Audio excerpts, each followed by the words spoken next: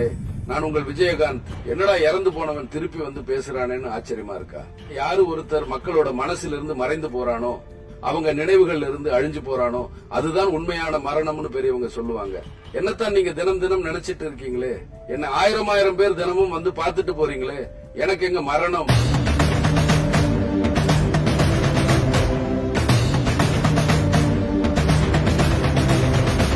நீங்க நல்லா இருக்கணும் என்பதற்காக தான் நான் கட்சி ஆரம்பிச்சேன். அதே எண்ணத்தோடு தான் என் மனைவியும் மகனும் நமது கட்சியில் இருக்கிற ஒவ்வொரு தொண்டனும் இருக்காங்க என்பதை நான் உங்களுக்கு ஆணித்தரமா சொல்லிக்கிறேன்.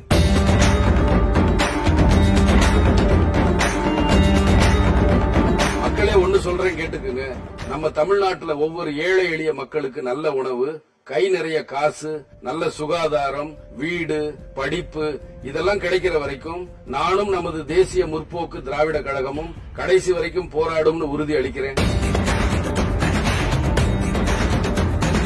என்ன நல்லா வாழ வச்சது நீங்க, இப்ப நீங்களும் நல்லா இருக்கணும். அதுக்காக வரும் நாடாளுமன்ற தேர்தல்ல உங்களை சந்திக்கிறதுக்காக நானே நேர்ல வரேன்.